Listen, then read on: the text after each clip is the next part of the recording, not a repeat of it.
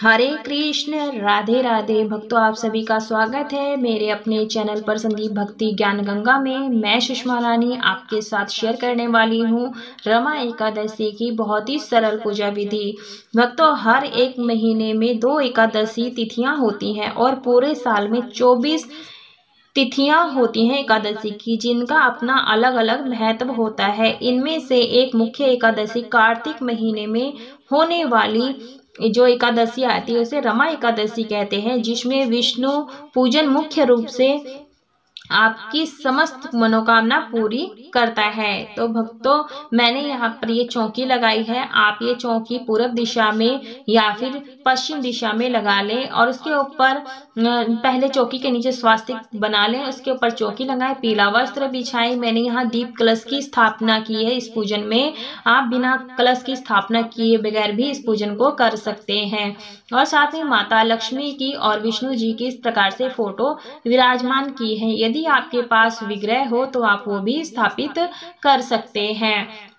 भक्तों, लक्ष्मी जी की पूजा कभी भी अकेले नहीं की जाती है। आप लक्ष्मी जी के साथ विष्णु जी को या फिर गणेश जी को स्थापित जरूर से करें। एकादशी का दिन है तो मैंने यहाँ तिली अर्पित की है। तो वीडियो पसंद आती है तो वीडियो को लाइक कीजिएगा, शेयर जरूर से कीजिएगा।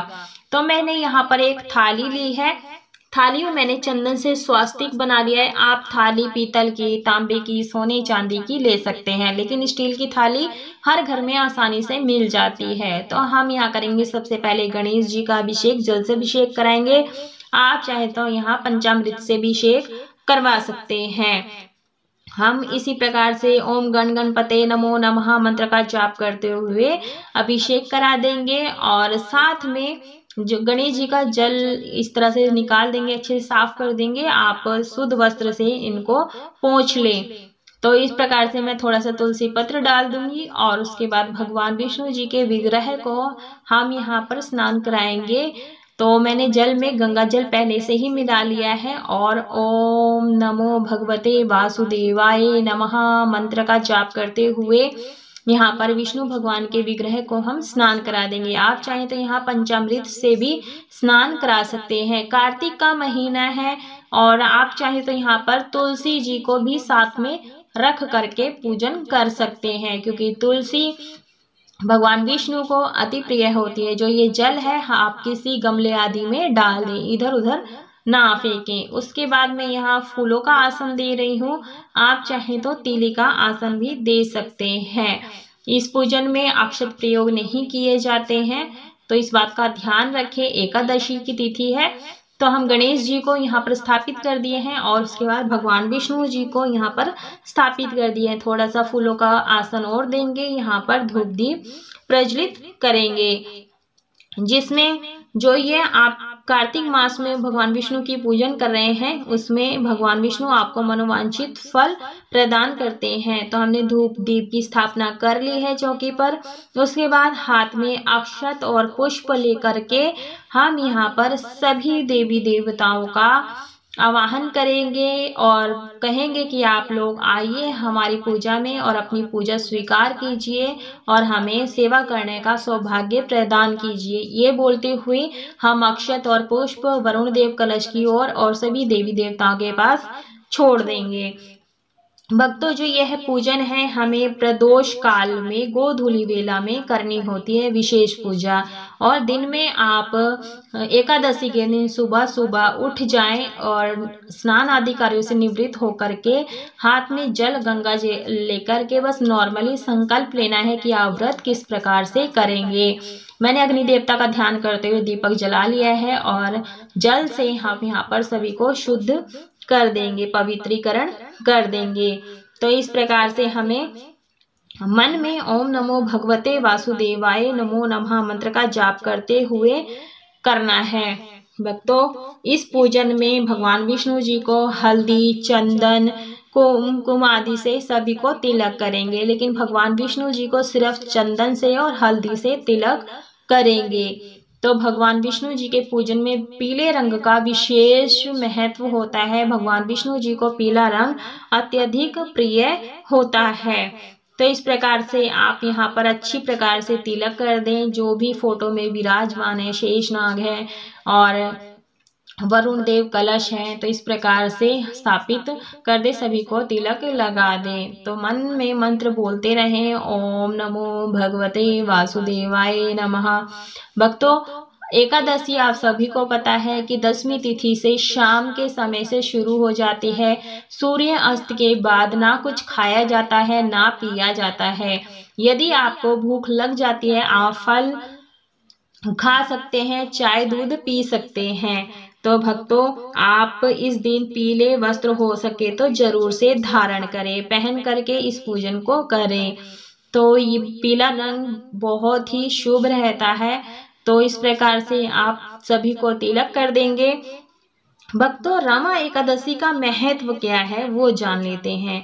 रमा एकादशी का हिंदू धर्म में विशेष महत्व है। इस व्रत का नाम विष्णु जी की पत्नी माता लक्ष्मी जी के नाम पर पड़ा है। ऐसा माना जाता है कि जो व्यक्ति रमा एकादशी के दिन लक्ष्मी समेत भगवान विष्णु की पूजा करता है, तो हम यहाँ माता लक्ष्मी जी को कुमकुम अर्पित कर देंगे, भगवान गणेश जी को कुमकुम अर्पित कर देंगे। यहाँ पर मैं फूलों की माला अर्पित कर रही हूँ। यदि आपके पास फूलों की माला नहीं है तो आप खुले फूल से भी पूजन कर सकते हैं। हो सके तो पीले फूल जरूर से इस पूजा में प्रयोग करें। यहाँ पर वस्त्र रूपी कलावा इत्र लगा करके अर्पित करेंगे। तो यहाँ इत्र लगा लें। आप चाहें तो पहले कलावा भी अर्पित कर सकते हैं, उसके बाद इत्र कॉटन में लगा करके भी अर्पित कर सकते हैं। जैसी आपकी सुविधा हो आप वैसा करें। तो हम वरुण देव जी को यहाँ वस्त्र रूपी कलावा अर्पित कर देंगे, कलश को गणेश जी को, विष्णु जी को, सभी को वस्त्र रूपी कलावा अर्पित कर देंगे। आप चाहे तो यहाँ भगवान विष्णु जी को पीला वस्त्र भी अर्पित कर सकते हैं, माता को चुनरी भेंट कर सकते हैं। तो आप यहाँ पर अपने सामर्थ्य अनुसार कर सकते हैं। तो यहाँ पर जनेऊ अर्पित कर देंगे गणेश भगवान को, भगवान विष्णु जी को समर्पित कर देंगे। इस प्रकार से जिसके घर में कभी भी धन की कमी नहीं होती है, रमा एकादशी का अवसर पर व्रत रखने और भगवान विष्णु की पूजा करने का विधान है। तो भगवान गणेश जी को दुर्वा और गुलाब का फूल अर्पित कर देंगे। यदि आपको गुड़हल का फूल मिल जाता है तो बहुत ही अच्छी बात है, नहीं तो आप लाल गुलाब का फूल भी अर्पित कर सकते हैं। माता लक्ष्मी जी को लाल गुलाब का फूल या फिर कमल का फूल जरूर से अर्पित करना चाहिए। ये दोनों ही फूल लक्ष्मी माता को अति प्रिय है। और वैसे भी गेंदे के फूल हर भगवान को अति प्रिय होते हैं, तो आप वो जरूर से चढ़ाएं। जो भी आपको फूल मिल जाए वो आप जरूर से चढ़ाएं। तो लगभग भक्तों, ये जो पूजन है लगभग सभी एकादशियों की जो विधि होती है सेम होती है, बस कुछ कुछ अलग भोग प्रसाद चढ़ाया जाता है एकादशी के अनुसार। तो हम सभी को इस प्रकार से धूप दीप दिखा देंगे और मंत्र का जाप करते रहें। इस रमा एकादशी जो है ये 9 तारीख को पड़ रही है, इस बात का ध्यान रखें। इसलिए ये माता लक्ष्मी जी के पूजन का भी विशेष महत्व है। कार्तिक का महीना है और माता लक्ष्मी भगवान विष्णु को अति प्रिय होते हैं। दोनों का पूजन साथ साथ में करें और जल का भोग लगा देंगे। मैंने जल के लोटे पर टीका किया है, तुलसी दल डाल करके भगवान विष्णु को जल का भोग लगा देंगे इस प्रकार से। और भगवान गणेश जी का जो भोग प्रसाद है वो हम अलग से लगा देंगे। तो मैंने यहाँ जल का लोटा रख दिया है भगवान जी के नाम का, और साथ में पंचमेवा का भोग लगा रही हूँ यहाँ पर। तो आप पंचमेवा भगवान गणेश जी को अलग से भोग अर्पित करें और भगवान विष्णु जी के भोग में तुलसी पत्र जरूर से डालें। यदि आप ऐसा नहीं डालते हैं तो भगवान भोग प्रसाद स्वीकार नहीं करते हैं। तो इस बात का ध्यान रखें, जो भी भोग भगवान विष्णु जी को लगाएं उसमें जरूर से तुलसी पत्र डालें। और एकादशी है, एकादशी में अक्षत का प्रयोग नहीं किया जाता है, तो आप तीली जरूर से प्रयोग करें। और भक्तों, 10वीं तिथि से शुरू होकर के एकादशी के दिन निर्जला व्रत रखा जाता है और द्वादशी के दिन व्रत का पारण किया जाता है दान दक्षिणा देने आदि के बाद में। उसके बाद हम विष्णु तुलसी जो मंजरी है वो भगवान विष्णु जी को समर्पित कर देते हैं इस प्रकार से। तो भक्तों ये बहुत ही सरल पूजा विधि है और भगवान विष्णु जी के पूजा में पीले फल का प्रयोग जरूर से करें, क्योंकि केला जो भगवान विष्णु को है अति प्रिय होता है। तो आप केले का भी भोग लगा दें, जो भी मौसमी फल हो आप जरूर से लगाएं भोग।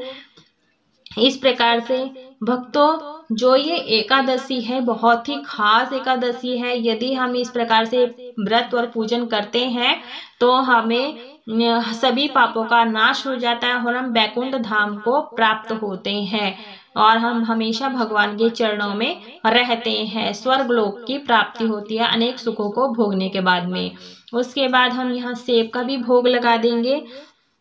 भक्तों जो एकादशी का व्रत का जो पारण है वो हमें कैसे करना है, तो भक्तों द्वादशी के दिन जब हम सूक्ष्म पूजन कर लेते हैं, दान दक्षिणा दे देते हैं, उसके बाद में मुंह में तुलसी पत्र लेकर के और जल के साथ निगलना होता है। इस प्रकार से हमें व्रत का पारण करना है। व्रत का पारण शुभ मुहूर्त में किया जाता है तो अधिक शुभ फलों की प्राप्ति होती है। माता लक्ष्मी जी को हम यहाँ पर जटा वाला नारियल भेंट करेंगे। तो मैं यहाँ चंदन रोली से तिलक कर रही हूँ और वस्त्र रूपी कलावा यहाँ पर बांध दिया है। तो इस प्रकार से हम माता लक्ष्मी जी को नारियल का भेंट अर्पित करेंगे। इसे श्रीफल भी बोला जाता है। तो इस प्रकार से आप करें। तो भक्तों जो ये पूजन है आपको शाम के समय गोधूली वेला में करनी होती है। तो ये बहुत ही सरल पूजा विधि है। उसके बाद क्षमा प्रार्थना मांग लेंगे और इसमें भक्त जो भी भोग प्रसाद लगाएं वो फलाहारी भोग प्रसाद लगाएं, ताकि जो व्रती है वो भी इस प्रसाद को भोग प्रसाद को ग्रहण कर सके। अन्न का भोग नहीं लगाना है। और रमा एकादशी है। रमा एकादशी के दिन तिल और गुड़ का विशेष रूप से भोग लगाया जाता है। यदि आपको समा के चावल मिल जाते हैं तो आप उनका भी खिचड़ी बना करके भोग लगाएं। यदि नहीं मिल पाता है तो इस पूजन में गुड़ और तिल का भगवान विष्णु को विशेष रूप से भोग लगाएं।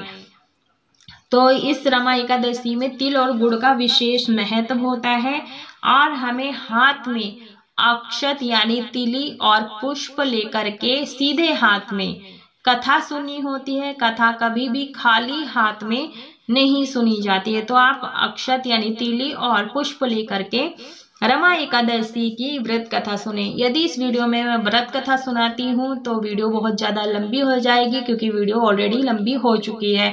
कथा का वीडियो मैंने अलग कर दिया है, उसका लिंक मैं आपको डिस्क्रिप्शन में डाल दूंगी। आप वहां जा करके रमा एकादशी की व्रत कथा सुन सकते हैं। कथा सुनने के बाद अक्षत और पुष्प भगवान के चरणों में छोड़ देंगे, हाथ जोड़ लेंगे। पूजा में रही कोई भी भूल चूक गलती हो गई हो क्षमा करें। उसके बाद अंत में हम करेंगे कपूर से आरती। आप चाहें तो जो दीपक आपने प्रज्वलित किया है उस दीपक से भी आरती उतार सकते हैं। तो जो भी आरती है, सबसे पहले हम गणेश भगवान की आरती उतारते हैं और उसके बाद वरुण देव की, फिर भगवान विष्णु जी की, माता लक्ष्मी जी की। इस प्रकार से हमें आरती करनी है। तो भक्तों जो एकादशी है बहुत ही शुभ फलों की प्राप्ति होती है, क्योंकि जो हम रमा एकादशी की विधि है पूरे विधि विधान से पूजन करते हैं तो उसका हमें विशेष फलों की भी प्राप्ति होती है।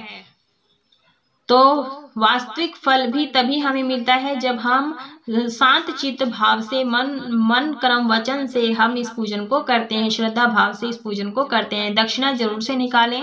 दक्षिणा निकालने से होता है पूजा में रही कोई भी भूल चूक गलती हो जाती है वो क्षमा हो जाती है और कमी बेसी पूरी हो जाती है। दीपक को ठंडा कर देंगे जो हमने आरती करी है। उसके बाद सभी चीज़ों को, धूप दीप को हम यहाँ पर 3 बार या 5 बार मिनस देंगे। मिनसने से ये होता है भगवान सीधे हमारे धूप दीप भोग प्रसाद को सहज स्वीकार कर लेते हैं। क्षमा प्रार्थना मांग लेंगे और अपने उनकी सदा आशीर्वाद हम पर बनाए रखे, इस प्रकार से हमें प्रार्थना करनी है।